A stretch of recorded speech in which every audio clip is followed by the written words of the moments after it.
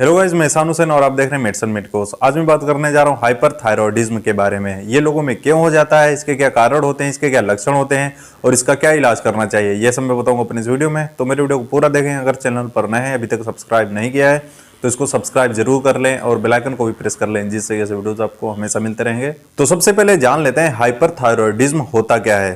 Thyroid gland की hyper activity या फिर इसके द्वारा सिक्रीट किए जाने वाले थायरॉक्सिन हार्मोन की ब्लड में अधिकता को ही हाइपरथायरॉयडिज्म कहते हैं। दोस्तों, ह्यूमन बॉडी में थायराइड ग्लैंड होती है। इसमें हार्मोन होता है थायरॉक्सिन। जब इसका सिक्रिएशन ज़्यादा होने लगता है तो इसी कंडीशन को हाइपरथायरॉयडिज्म कहते हैं।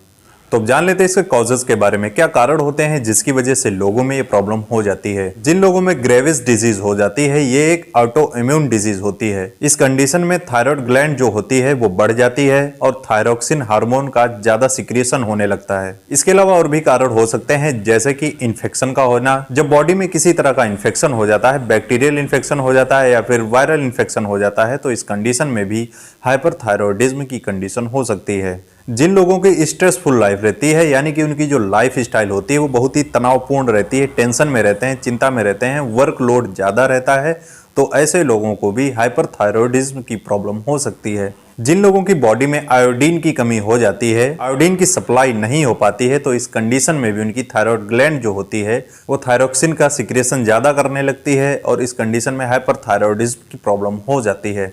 हेरिडिटी भी इसका एक कारण हो सकता है, यानी कि आनुवांशिकता। जिन लोगों में हेरिडिटी की प्रॉब्लम होती है, यानी कि उनके किसी घर में ये प्रॉब्लम रही है, उनके माँ बाप को रही है, उनके दादा दादी को रही है, तो ज़्यादा चांस रहते हैं कि उनकी आने वाली पीढ़ी को भी ये प्रॉब्लम हो सकती है। मल्टी नोडुलर गॉइटर जो होते हैं, इस कंडीशन में भी हाइपरथायरॉयडिज्म की प्रॉब्लम हो सकती है।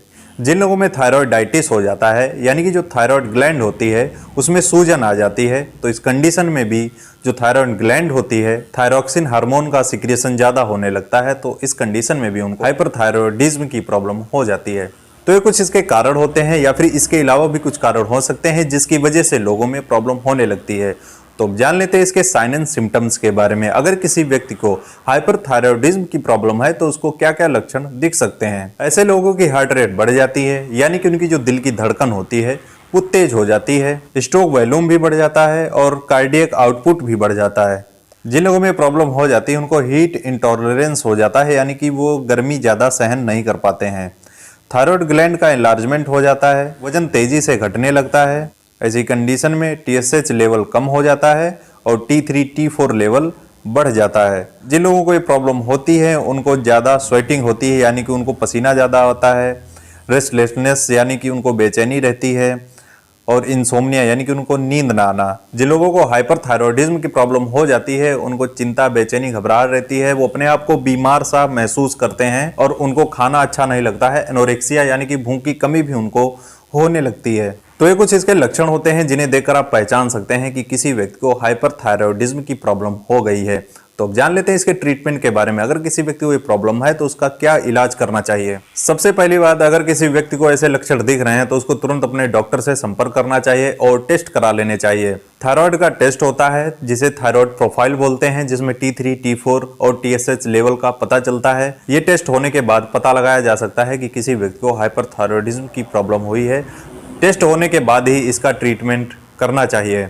ऐसे पेशेंट्स को डॉक्टर को दवाइयाँ खाने के लिए देते हैं, जैसे कि एंटी थायरॉक्स। इसमें कार्बिमाजोल 5 mg होता है। इसकी एक गोली सुबह, दोपहर, शाम को T3 T4 लेवल नॉर्मल होने तक खानी चाहिए। और साथ में टैबलेट PTU, इसमें प्रोफाइल थायरोसिल 50 mg होता है। इसकी 2 गोली सुबह, दोपहर, शाम देनी चाहिए। इसके अलावा कुछ केसेस में रेडियोथेरेपी भी की जाती है।